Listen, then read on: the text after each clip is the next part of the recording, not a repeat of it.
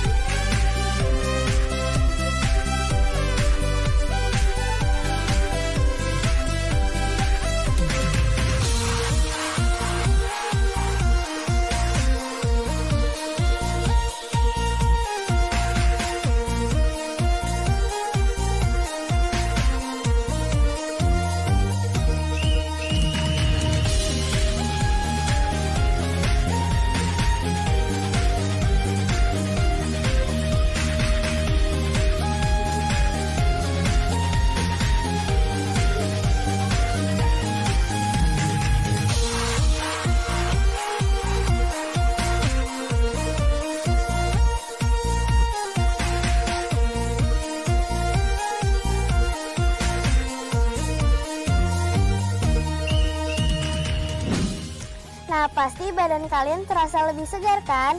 Berarti kalian sudah siap belajar bersama. Selamat belajar teman-teman kelas 6.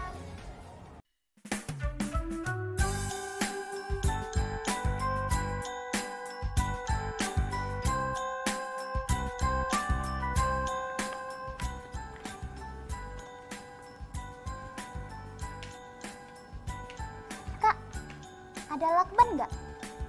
Bentar, kakak cari dulu ya.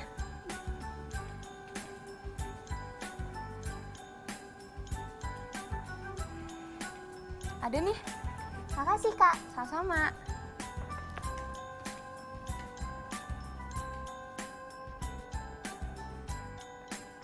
Teman-teman udah di sini. Sekarang aku punya kertas karton, lakban, gunting, dan spidol warna-warni. Aku mau bikin poster tentang isu pemanasan global dan perubahan iklim. Nanti kita akan lihat pidatonya Greta Thunberg. Ia adalah aktivis lingkungan muda asal Swedia. Selain itu, di numerasi, kita juga akan belajar tentang konsep modus. Kita akan mengeksplorasi hewan atau tumbuhan yang terancam punah, yang akan kita catat dalam tabel atau diagram. Teman-teman, sudah siapkan alat tulis? Bagus, sebelum memulai pelajaran, kita berdoa dulu ya. Semoga pelajaran yang kita dapat hari ini bermanfaat.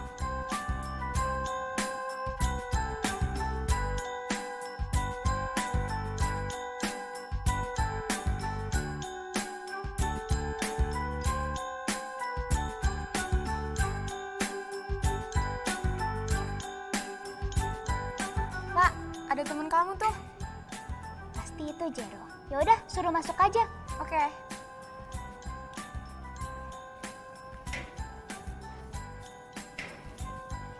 Hai lah. Ajarin aku tentang materi numerasi yang kemarin dong. Boleh kok, tapi nanti ya. Aku lagi bikin poster. Kamu nggak buru-buru kan? Enggak kok.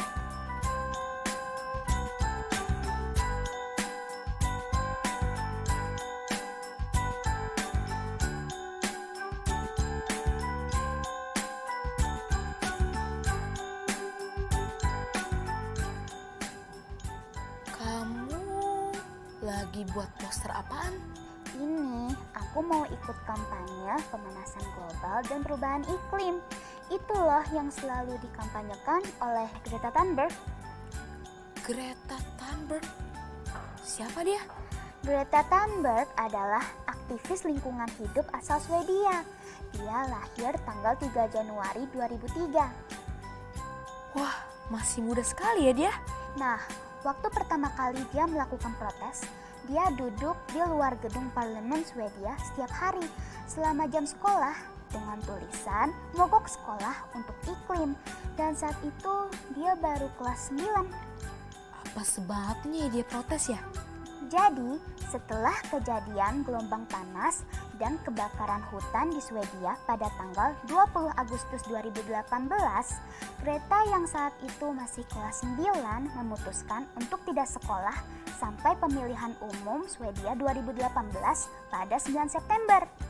Setelah kejadian itu, ia menginspirasi lebih dari 20.000 siswa sekolah di 270 kota di seluruh dunia untuk ambil bagian dalam pemogokan siswa. Sebentar ya, aku mau buka pidatonya di PBB saat konferensi perubahan iklim di 2018. Teman-teman, coba perhatikan. Ini adalah teks dari pidato Greta Thunberg. Di dalam pidatonya, Greta Thunberg bilang, "Seharusnya saya tidak berada di panggung ini. Seharusnya saya sedang bersekolah. Tetapi Anda semua mendatangi kami para generasi muda untuk menitipkan harapan. Anda semua telah mencuri impian dan masa kecil saya dengan omong kosong. Meskipun demikian, saya masih menganggap diri saya beruntung. Ada banyak orang di luar sana yang menderita dan sekarat. Seluruh ekosistem kita mulai runtuh. Kita berada di ambang kepunahan, tetapi Anda terus saja mengoceh tentang uang dan dongeng tentang pertumbuhan ekonomi. Berani-beraninya Anda. Selama lebih dari 30 tahun, ilmu pengetahuan sudah menunjukkan bukti-bukti dengan jelas. Berani-beraninya Anda membuang muka lalu datang kemari dan mengatakan bahwa Anda sudah melakukan cukup usaha. Padahal jelas-jelas belum ada kebijakan politik dan jalan keluar untuk memperbaiki keadaan ini. Anda bilang Anda mendengarkan keluhan kami dan memahami gentingnya situasi ini. Meski sangat sedih dan marah, saya menolak mempercayai itu. Karena jika Anda benar-benar memahami situasi ini tetapi masih belum mengambil tindakan nyata, berarti Anda semua orang jahat. Saya menolak berpikir bahwa Anda adalah orang jahat. Penelitian mengatakan bahwa mengurangi separuh emisi dalam 10 tahun hanya akan memberi bumi 50% kesempatan untuk mendingin 1,5 derajat Celcius saja. Dengan begitu, kita bisa menghentikan keadaan fatal yang berada di luar kendali manusia. Anda mungkin bisa menerima angka 50%, tetapi kami tidak. Kamilah yang harus menanggung akibatnya. Generasi kamilah yang akan menghirup ratusan juta ton karbon dioksida di udara. Bahkan, hingga kini belum ada teknologi yang memastikan keselamatan kami. Berani-beraninya Anda berpura-pura bahwa masalah ini bisa diselesaikan jika kita terus hidup seperti biasa dan menciptakan teknologi yang canggih. Dengan tingkat emisi saat ini, semua karbon dioksida itu baru akan hilang dalam 8,5 tahun. Tidak akan ada jalan keluar dari masalah ini. Namun, ternyata Anda semua masih belum cukup dewasa untuk menyampaikan kenyataan itu apa adanya. Anda semua mengecewakan kami. Kami, anak-anak muda, bisa mencium pengkhianatan Anda. Mata seluruh generasi masa depan terpaku pada Anda. Jika Anda gagal melakukan sesuatu, kami tidak akan pernah memaafkan Anda. Kami tidak akan membiarkan Anda lolos begitu saja. Saat ini, di tempat ini, kami akan menentukan batasan. Seisi dunia mulai tersadar dan, suka atau tidak, perubahan itu telah dimulai. Terima kasih. Wah, keren ya. Apa yang menyebabkan Greta melakukan unjuk rasa di depan gedung parlemen Swedia ya? Coba deh lihat paragraf ini. Greta menjelaskan bahwa penelitian mengatakan bahwa mengurangi separuh emisi dalam 10 tahun hanya akan memberi bumi 50% kesempatan untuk mendingin 1,5 derajat Celcius saja. Tetapi dia juga menegaskan bahwa tak bisa menerima angka 50%. Sebab generasi mudahlah yang akan menanggung akibatnya dengan menghirup ratusan juta ton karbon dioksida di udara. Karena hal inilah dia tergerak untuk melakukan sesuatu untuk memulai perubahan. Oh, begitu ya. Nah, semenjak saat itu, setiap hari Jumat dia melakukan aksi mogok sekolah bersama siswa yang lainnya. Ya, demi mendesak pemerintah untuk melakukan perubahan biar iklim menjadi lebih baik. Tapi kenapa? Sejak COVID-19 melanda dan aksi berkerumunan dilarang, ia tidak lagi turun ke jalan, melainkan secara berkala. Ia memposting aksinya ke sosial media. Makanya aku bikin poster kampanye perubahan iklim. Lalu aku posting deh ke sosial media. Ya, sebagai bentuk dukunganku. Wah, kalau begitu aku boleh ikutan dong. Boleh dong, kamu bantu aku bikin poster ya. Oke.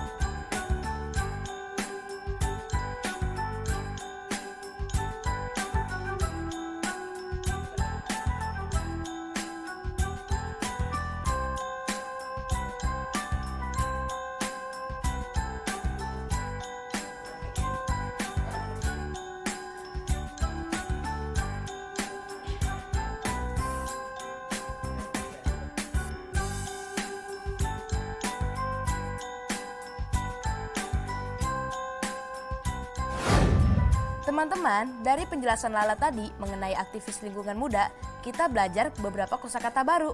Di antaranya, aktivis yang artinya orang yang bekerja aktif, mendorong pelaksanaan sesuatu. Lalu, pemanasan global yang berarti proses meningkatnya suhu rata-rata atmosfer, laut, dan daratan bumi. Kampanye artinya gerakan untuk melawan mengadakan aksi. Sedangkan emisi berarti sisa pembakaran bahan bakar. Jumlah dari gas rumah kaca yang diproduksi oleh setiap kegiatan manusia, baik secara langsung maupun tidak langsung. Dan yang terakhir, kata karbon dioksida yang berarti gas tanpa warna yang lebih berat dari udara, tidak mudah terbakar dan dapat larut dalam air.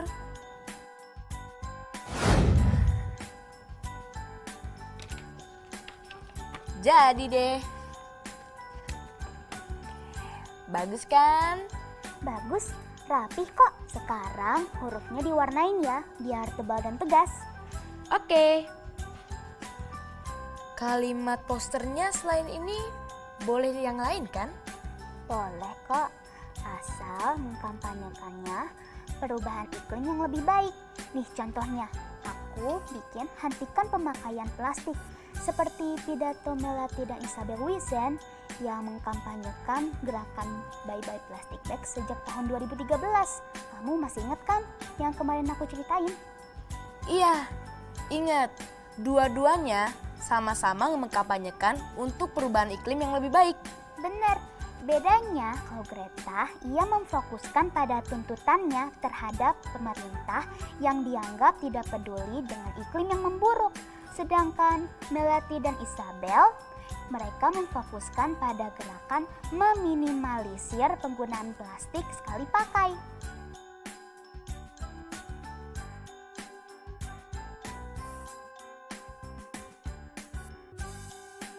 Nah, buat teman-teman yang belum tahu, pidato adalah ungkapan pikiran dalam bentuk kata-kata untuk ditujukan kepada orang banyak.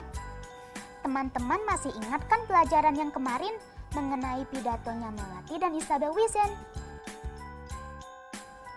Coba kalian bandingkan dengan pidato Greta Thunberg. Lalu isi tabel berikut ini ya. Apa pembuka pidatonya, isi pidatonya, fakta yang ingin disampaikan, kejelasan pesan, dan apa penutupnya.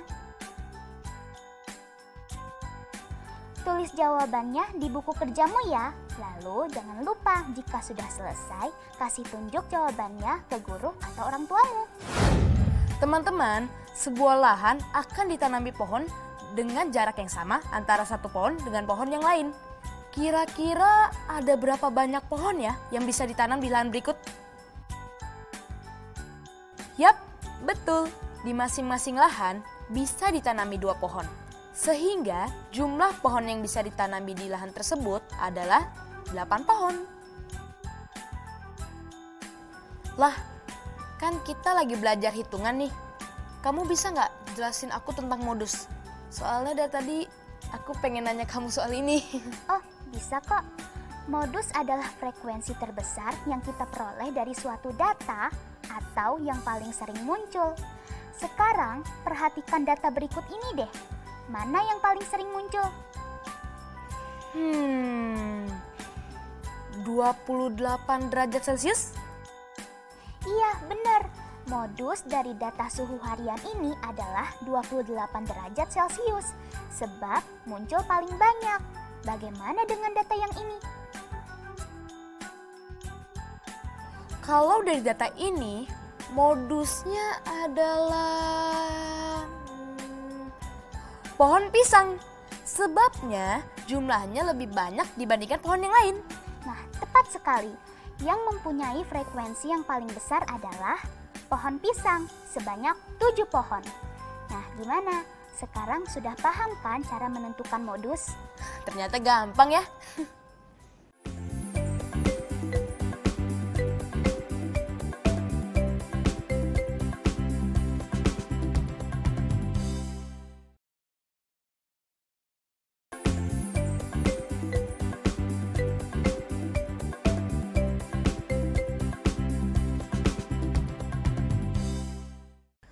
Soal perubahan iklim global ini efeknya bahaya banget ya buat kehidupan kita. Oh iya, misalnya nih, tanaman dan hewan jadi langka dan lama-lama bisa punah. World Wildlife Fund atau disingkat WWF mencatat ada 18 spesies hewan yang masuk ke dalam kategori sangat terancam punah. Itu disebabkan perubahan iklim global, hilangnya habitat, polusi, serta ulah manusia. Ulah manusia? Berarti perburuan liar dong? Nah, benar. Salah satu upaya untuk mencegah perburuan liar, makanya pemerintah membangun kawasan Suaka Marga Satwa. Apakah Suaka Marga Satwa sama dengan kebun binatang? Beda. Biasanya tempat yang Suaka Marga Satwa adalah kawasan hutan yang ditetapkan oleh pemerintah untuk melindungi satwa yang memiliki karakter tertentu.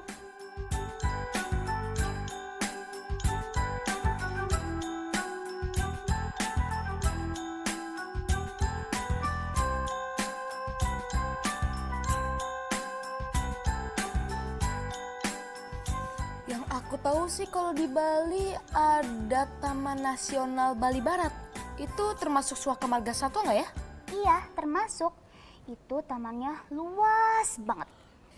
77.000 hektar luasnya. Wah, besar sekali itu ya. Nih, di tempat inilah burung jalak Bali yang hampir punah dilindungi. Selain jalak Bali, ada hewan lain yang dilindungi kok. Iya, ada rusa Timor dan ada penyu. Nah, menurut perhitungan terakhir, jumlah jalak Bali ada 256 ekor, jumlah rusa Timur ada 1.320 ekor, sedangkan penyu sekitar 20.000 ekor. Dengan data ini, bisakah kamu menentukan modusnya?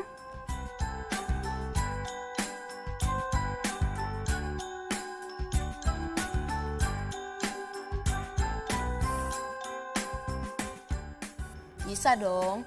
Modus dari data tersebut adalah penyu. Betul kan? Betul sekali. Nah, sekarang giliran teman-teman di rumah ya. Kalian kerjakan cari hewan atau tanaman yang sudah langka di daerahmu. Beserta jumlahnya ya. Kalau sudah selesai, masukkan dalam data.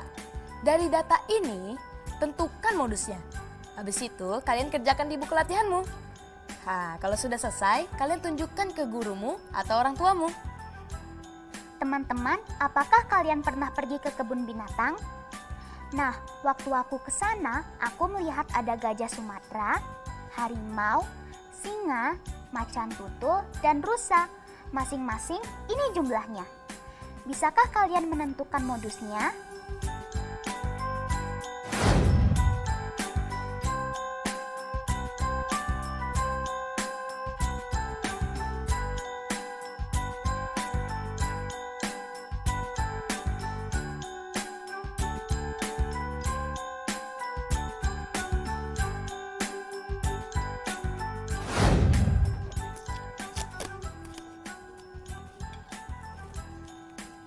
Nah, selesai deh. Tunggu, aku dikit lagi juga udah mau selesai nih. Aku juga udah selesai. Sekarang kita foto dengan HP ku ya. Ya.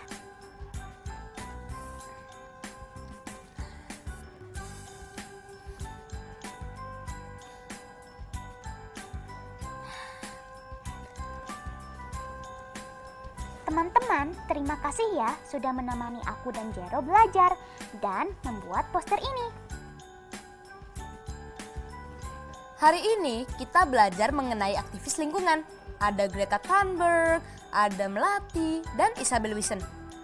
Kita mempelajari pidato mereka yang mengenai lingkungan hidup. Oh iya, di numerasi, kalian sudah belajar tentang modus kan? Kalian sudah paham kan? Besok kita ketemu lagi ya teman-teman. Yuk Jero, kita posting. Yuk.